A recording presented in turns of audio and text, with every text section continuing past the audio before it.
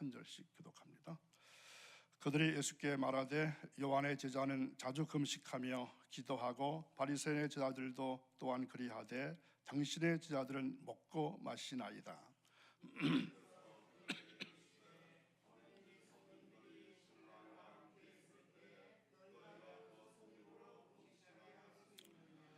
그러나 그날에 이르러 그들의 신랑을 빼앗기리니 그날에는 금식할 것이니라.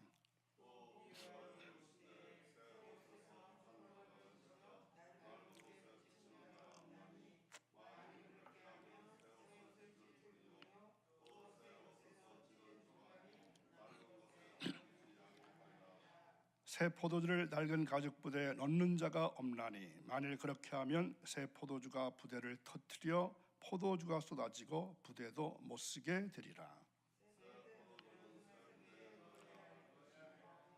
함께 했습니다. 묵은 포도주를 마시고 새 것을 원하는 자가 없나니 이는 묵은 것이 좋다 함이니라.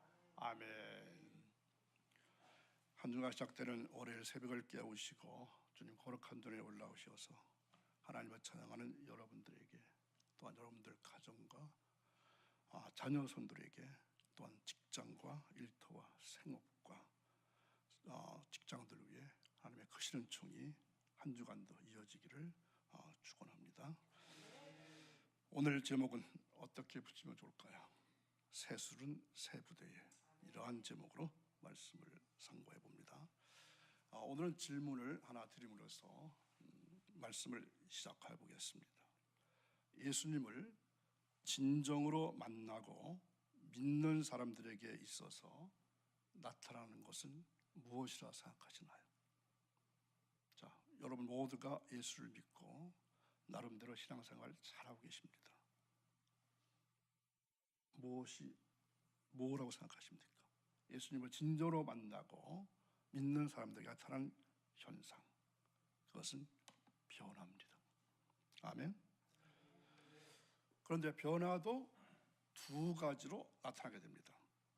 하나는 영적인 변화입니다. 그리고 또 하나는 삶의 변화입니다. 영적으로는 죄로 인해서 죽을 수밖에 없는 죄인이 예수님을 믿음으로 구원받은 하나님의 자녀가 되는 변화가 있습니다. 그리고 그 영적인 변화는 바로 삶의 변화로 이어지는 것입니다. 이제는 예수님을 나의 삶의 주인으로 모시고 하나님의 자녀로서 거룩한 삶으로 변화되어 가는 것입니다. 교회 안에서 이 거룩이라는 말을 많이 쓰죠. 거룩은 어떤 뜻입니까? 구별한다는 뜻이죠. 구별한다는 말은 어떤 말일까요?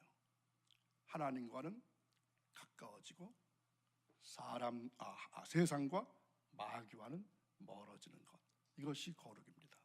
하나님과는 가까워지고 세상과 마귀와는 멀어지는 것, 이게 구별된 삶이고 이게 거룩한 삶입니다. 그런데 안타깝게도 예수님을 만난다고 해서 모두 다 예수님을 영접하고 변화된 것은 아니라는 것입니다.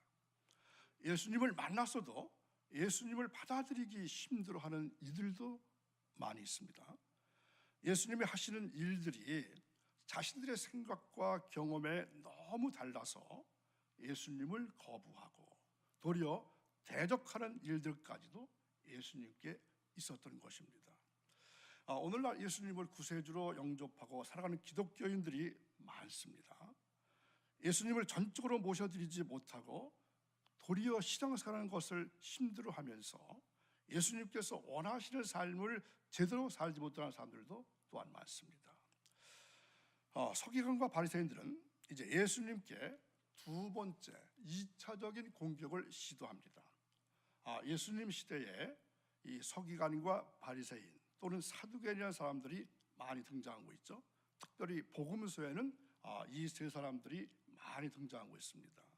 그런데 여러분, 이 서기관이나 바리새인이나 사두개인을 들었을 때 어떤 생각이 나시나요? 이 바리새파 사람들은 어떤 사람들일까요? 유대 경건주의자들이다, 이렇게 보면 되겠습니다. 그래서 그들은 전심을 다해서 율법을 연구합니다. 그리고 도덕적인 깨끗한 삶에 생명을 걸고 추구하던 사람들이 바리새파 사람들입니다. 예수님 당시의 바리새인들은 전국에 한 6천 명 정도가 있었다고 합니다. 그들의 종교 행위는 그야말로 완벽에 가까웠다는 것이죠. 이 바울이 자기를 소개하면서 이렇게 소개하죠. 바리새인들이 얼마나 엄격하게 종교 행위를 했는지 빌립보에서 말씀하고 있습니다.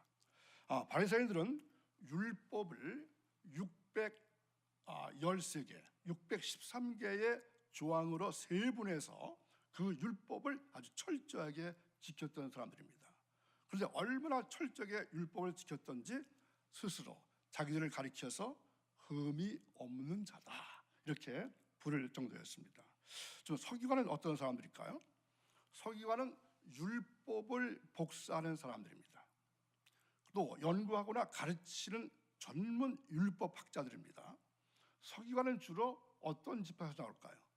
레위 지파에서 나왔고 세습직이었습니다.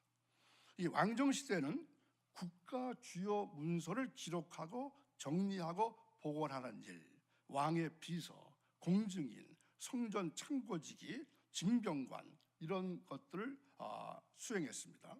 그러던 것이 이제 포로기 이후에 율법을 기록하거나 아니면 율법을 가르치는 교사 역할에 전념했습니다.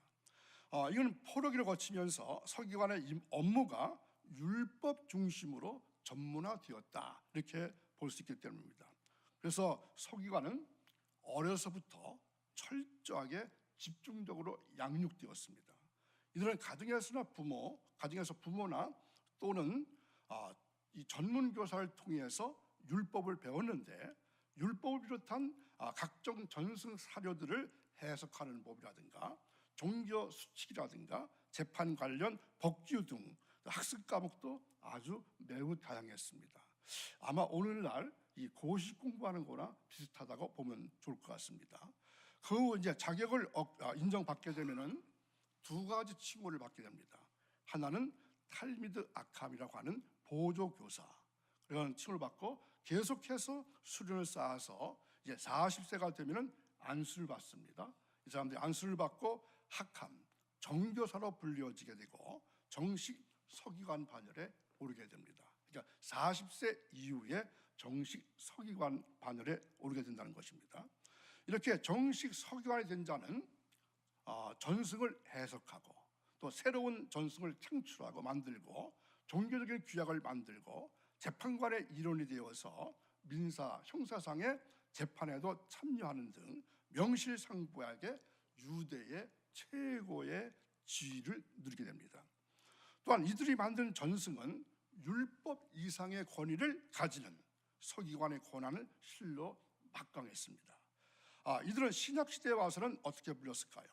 율법 교사로 불렸고 대부분 바리새파에 속하였고 산헤드린 공회의 핵심 인물이 되었습니다. 산헤드린 공회는 어떤 기관인지 아시겠죠? 오늘날로 말하면 국회 같은 기관입니다. 이처럼 철저히 신앙생활을 하면서 유대 사회에서 존경받던 이 바리새인들과 서기관들에 대해서 예수님은 가혹한 책망을 하셨습니다. 그들은 예수님의 제자들을 비방하기를 어떻게 했습니까? 너희가 어찌하여 세리와 죄인과 함께 먹고 마시느냐? 이것은 예수님이 세리인 레위를 부르셨을 때 레위가 이에 감사하는 뜻으로 자기 친구들과 더불어서 예수님과 제자들을 초청해서 잔치를 베풀었을 때 했던 말입니다. 이에 예수님은 어떻게 대답하셨죠? 건강한 자에게는 의원이 쓸데없고 병든 자에게라야 쓸데있나니 내가 의인을 부르러 온 것이 아니요 죄인을 불러 회개시키러 왔다 이렇게 말씀하심으로 해서 그들의 이 같은 방법을 물리치셨습니다. 이제 주님의 제자로 부름받은 세리 마태는 그 기쁨을 이기지 못해서 예수님과 동료들을 초청해서 큰 잔치를 베풀었습니다. 그리고 부유했던 세리 마태가 벌인 잔치는 필시 매우 성대했을 것입니다. 그런데 이것에 난데없이 바리새인과 서기관들이 나타난 것입니다. 그리고는 예수님과 제자들이 세리나 창기와 같은 죄인들과 함께 식사하는 것을 몹시 못마땅하게 여기면서 이렇게 비난했던 것입니다. 왜냐하면 당시 율법상 죄인으로 간주된 자들과 식사나 교제를 나누는 것은 몹시 부도덕한 행실로 여겨져서 비난의 대상이 되었기 때문입니다. 더욱이 이날은 아마 유대인들이 전통적으로 지켜왔던 금식이었던 것 같습니다. 이런 이유 때문에 가뜩이나 주님을 비난하기 좋아했던 종교 지도자들은 금식일 날, 그것도 죄인들과 더불어서 잔치를 벌이시던 주님의 행위를 크게 비판했던 것입니다. 그래서 주님은 차제에 진정으로 올바른 금식이 무엇인지를 교훈하심으로써 새 시대에는 새 시대에 맞는 신앙인의 규범이 있음을 가르쳐 주신 것입니다. 그런데 바리새인들도 사실은 금식을 자주 했습니다. 그런데 기도도 아주 길게 했습니다. 그러나 예수님은 바리새인들의 기도에 대해서 어떻게 책망하셨나요? 외식으로 길게 기도하는 자들, 이렇게 책망하셨죠. 마가복음 12장 40절 말씀을 보겠습니다. 저희는 과부의 가산을 삼키며 외식으로 길게 기도하는 자니 그 받는 판결이 더욱 중하리라 하시니라. 아멘. 바리새인들이 자랑하는 기도와 금식은 외식적인 것, 남에게 보여주기 위함이었던 것이었습니다. 하나님께서 이스라엘에게 율법을 통하여 주신 금식일은 속죄일입니다. 이날은 금식하는 날입니다. 그런데 이 바리새파 사람들은 그날 말고도 자주 금식했다는 겁니다. 그들은 율법에 열심히 있다는 사실을 과시하기 위해서 율법에 규정된 것보다도 훨씬 더 많은 규례를 정하고 그것을 실천했습니다. 그러나 그들은 이런 규례를 실천했다는 것이 아니라 외식으로 흐르게 됩니다. 세례 요한의 제자들도 금식과 기도를 자주 했습니다. 요한은 그의 생활에 나타난 바를 보면 금욕주의자였습니다. 그의 영향을 받은 그의 제자들도 율법적인 생활에 열심이었고 또 장로들의 유전이나 바리새인들의 생활에 젖어 있었기 때문에 그들의 생활에 자주 금식이 있었습니다. 그러나 하나님이 기뻐하시는 금식은 무엇일까요? 금식에 있는 것이 아니라, 금식이라는 그 자체에 있는 것이 아니라 금식으로 말미암은 열매에 있었던 것입니다. 자, 이 말씀이 이사야서 58장 6절 7절 말씀에 나타나 있습니다. 다 함께 있습니다. 내가 기뻐하는 금식은 흉악의 결박을 풀어주며 멍에의 줄을 끌어주며 압제당하는 자를 자유하게 하며 모든 멍에를 꺾는 것이 아니겠느냐. 또 줄인 자에게 내 양식을 나누어 주며 유리하는 빈민을 집에 들이며 헐벗은 자를 보면 입히며 또 내 권력을 피하여 스스로 숨지 아니하는 것이 아니하겠느냐. 아멘. 이것이 바로 금식으로 말미암는 결실입니다. 이러한 결실이 없는 금식은 무익한 금식이고 외식적인 금식임을 교훈하신 것입니다.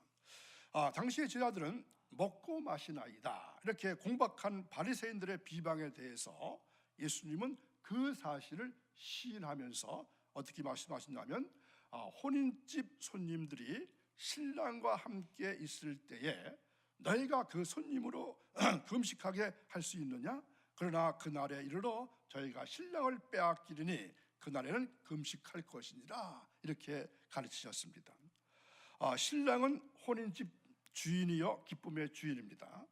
예수님은 임마누엘로 오신 우리의 신랑 되십니다. 아멘.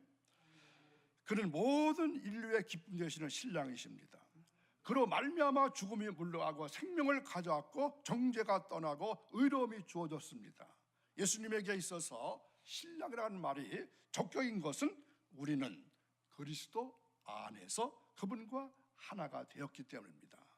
그래서 예수님이 계신 곳은 그것이 바로 혼인집입니다.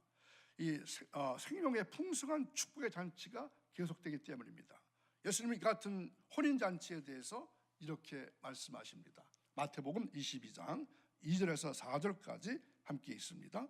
천국은 마치 자기 아들을 위하여 혼인잔치를 베푼 어떤 임금과 같으니 그 종들을 보내어 그 청한 사람들을 혼인잔치에 오라 하였더니 오기를 싫어하거늘 다시 다른 종들을 보내며 이르되 청한 사람들에게 이르기를 내가 옷차를 준비하되 나의 소와 살진 짐승을 잡고 모든 것을 갖추었으니 혼인잔치에 오소서 하라 하였더라. 아멘. 자, 이런 혼인잔치에 금식이 어울리는 것입니까? 혼인잔치에는 금식이 가당치 않은 것입니다. 그러면서 예수님은 낡은 옷과 그리고 새 옷, 묵은 포도주와 새 포도주의 비유를 통해서 율법 아래서 낡고 묵은 것들이 생명과 의를 주시는 새 언약에는 합당치 않다, 이러한 사실을 밝혀주셨습니다. 여러분, 새 옷에서 이 헌조각을 찢어서 낡은 옷에 붙이는 자가 있을까요? 없을 것입니다. 율법 아래에서는 슬픔과 애통의 표시로 금식이 필요했습니다. 이것은 죄로 인한 탄식입니다. 이곳에는 기쁨이나 소망이 없습니다. 새 옷엔 이런 것들이 필요치 않습니다. 그곳에는 구원의 기쁨과 생명의 풍성과 소망의 넘침과 은혜와 감사만 있기 때문입니다. 그래서 새 포도주는 새 부대에 담아야 한다는 것입니다. 자, 새 포도주란 여러분 어떤 의미가 있을까요? 진짜로 우리가 마시는 술을 의미할까요? 이것은 새 언약을 말합니다. 즉 복음을 말합니다. 묵은 포도주란 무엇일까요? 율법을 말합니다. 자, 다시 정리합니다. 새 포도주는 새 언약 또는 복음, 묵은 포도주는 율법을 말합니다. 자, 새 포도주에는 이 강력한 발효성이 없지요. 그래서 그러나 묵은 포도주에는 발효성이 강합니다. 의의 공급력, 생명의 공급력, 은혜의 공급력이 오직 새 포도주인 복음에만 있습니다. 하나님의 은혜가 없는 율법적인 마음에 새 포도주를 넣으면 부대가 터져버리기 때문에 감당할 수가 없습니다. 그러므로 새 포도주는 새 부대인 변화받은 마음에 넣어야 하는 것입니다. 이 마음은 다른 말로 성령이 임재하시는 마음입니다. 자, 바리새인들은 율법적인 규범에 얽매인 나머지 더 좋은 하나님의 은사에는 눈이 어두웠습니다.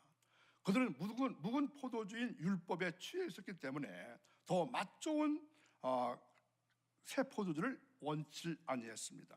그 결과 그들은 하나님의 은혜의 자리에서 떨어져 나가게 됩니다. 실로 새 옷에서 헌조각을 찢어서 낡은 옷에 붙이는 자는 없다고 했습니다. 왜냐하면 새 옷 조각은 신축성이 뛰어납니다. 만약 새 옷 조각을 댄 낡은 옷을 물에 빨게 된다면 새 옷 조각이 낡은 옷을 헤어지게 만들기 때문입니다. 또한 발효성이 강한 새술을 신축성이 없는 낡은 가죽 부대에 담는 자도 없습니다. 왜냐하면 이 경우 발효성이 강한 새술에 의해서 낡은 가죽 부대가 터져서 새술과 가죽 부대 모두를 못 쓰게 되게 하기 때문입니다. 이러한 평범한 일상적 진리는 우리 성도의 금식 생활에 있어서 하나의 큰 영적 진리를 교훈합니다. 즉 성도는 과거의 전통과 관습을 쫓아서 형식적이고 습관적인 금식 자세에서 벗어나야 한다는 것입니다. 과거 구시대의 전통과 형식 가운데 행해진 금식 자세는 새로운 복음의 시대를 사는 우리 성도에게는 합당하지 못하기 때문입니다. 오늘도 생명을 걸고 말씀 들으신 여러분, 우리는 구약의 율법 시대를 사는 자들이 아니라 신약의 복음 시대를 사는 새 시대의 새 사람들입니다. 그럼에도 불구하고 우리들의 금식 자세가 구태의연한 습관과 형식을 쫓아서 위선과 외식으로 일관해서야 되겠습니까? 그러므로 우리 예수님 당시 남에게 보이기 위해서 온갖 슬픈 얼굴로 금식하다가 주님으로부터 크게 꾸중들었던 바리새인들의 그릇된 금식 자세를 타산지석으로 삼아야 할 것입니다. 그리고 우리는 은밀한 가운데 보시는 우리 하나님만을 바라보면서 옷을 찢지 말고 이 가슴을 찢는 자세로 금식하는 자들이 되시기를 축원합니다. 많은 기독교인들이 하나님께 은혜를 간구하고 우리 안에서 역사해 주시기를 간구하며 살아가고 있습니다. 그런데 막상 볼 것 같으면 그 은혜를 받고 하나님의 역사하심을 받을 만한 준비가 되지 못한 모습을 볼 때가 있습니다. 하나님께서 새 포도주를 부어주시고자 하더라도 우리가 준비되지 않는다면 우리는 새 포도주로 인해서 고통스러워하고 찢어지는 아픔을 느끼게 될 것입니다. 그러지 않기 위해서는 어떻게 해야 될까요? 우리의 낡은 부대를 버리고 강한 생명력을 가지고 역사하시는 예수 그리스도를 모실 새로운 부대로서의 성도, 가정, 교회가 되어야 할 것입니다.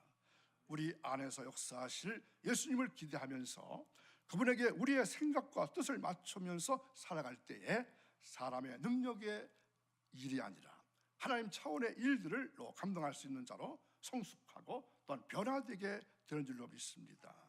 내가 가지고 있는 고집과 편견 속에서 예수님을 가두어 버리고 마는 신앙생활이 아니라 주님께서 우리가 가운데서 마음껏 활동하실 수 있도록 내가 예수님께 맞추어서 나를 변화시켜 하는 것입니다.